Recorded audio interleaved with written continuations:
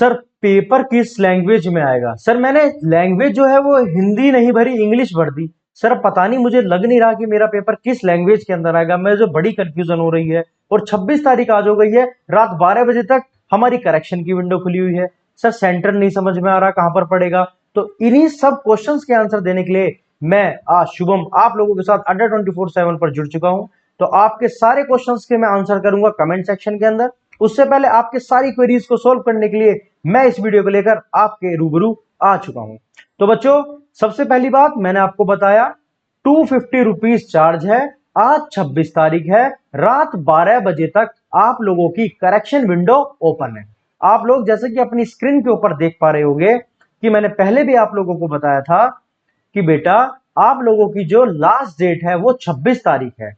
17 तारीख से लेकर 26 तारीख के बीच में आप लोगों की करेक्शन विंडो खुली थी, जिसका समापन आज रात को 12 बजे हो जाएगा।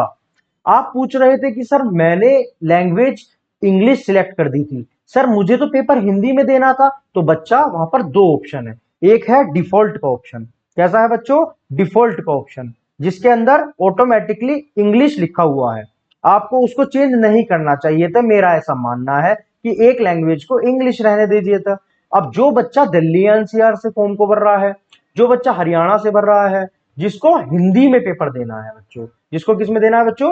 हिंदी में पेपर देना है, तो वो क्या करेगा? वो मदर लैंग्वेज, एक अनदर लैंग्वेज का ऑप्शन है जिस पर लिखा हुआ है मदर टंग। क्या लिखा हुआ बच्चों? Mother tongue. उस पर जाइए, वहां पर अपनी लैंग्वेज को हिंदी कर लीजिए। जिसने भी इसको हिंदी नहीं कर रखा और वो कंफ्यूज है, वो मदर लैंग्वेज को हिंदी कर लीजिए। तो बच्चे आपका जो पेपर है वो बाइलिंगुअल के अंदर आ जाएगा। किसके अंदर आ जाएगा?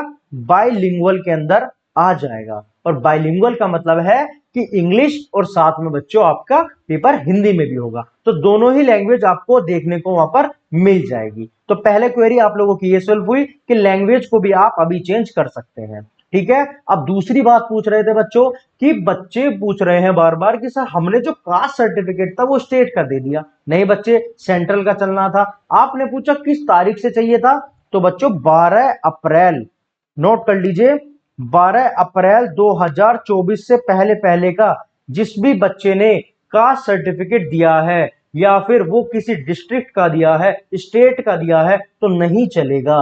12 अप्रैल से बाद का सर्टिफिकेट होना चाहिए और सेंट्रल लेवल का सर्टिफिकेट होना चाहिए। ये अनिवार्य डॉक्यूमेंट है। तो बच्चे अगर किसी ने पुराना डाला था, स्टेट का डाला था, तो इसको जाकर अपडेट कर लीजिए, सेंट्रल का अपडेट कर दीजिए और 12 अप्रैल 2012 का अभी भी आप दोबारा अपलोड कर सकते हैं आज रात 12 बजे तक। ठीक है बच्चों। दूसरा पूछ रहे थे बच्चों, देखो नाम नहीं चेंज कर सकते, अपने पिताजी का नाम, माताजी का नाम, डेट ऑफ बर्थ, मदर का नाम, जेंडर, ईमेल और फोन नंबर, इनको चेंज नहीं कर सकते। और ये सबका ज्यादातर ठीक ही होता है। ठीक है। बात रही क्वालिफिकेशन अपडेट नहीं करी थी सर, तो मार्कशीट अगर किसी ने अपलोड नहीं करी थी पुरानी, तो उसको भी जाकर आप अभी के अभी क्या करिए? चेंज कर सकते हैं, अपलोड कर सकते हैं। किसी से साइन और फोटो की जो इमेज हम लोगों ने अपलोड करी थी वो बच्चों ब्लर रह गई थी, तो उसको भी जाकर आप चेंज कर सकते हैं। एक बार अपना पोर्टल पर जाकर आप चेक करिए कि आपसे कोई गलती तो नहीं हो गई थी, क्या वो ब्लर तो नहीं हो गया था, तो उसको जाकर बच्चे चेंज कर लीजिए। अब सबसे बड़ी इंक्वायरी, सबसे बड़ी क्वारी आ रही है आपको कि सेंटर कहां पर पड़ेगा।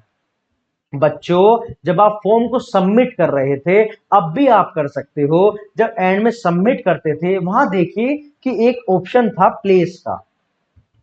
इसका मतलब था कि आप फॉर्म को कहां से भर रहे हैं, आप फॉर्म को कहां से भर रहे हैं।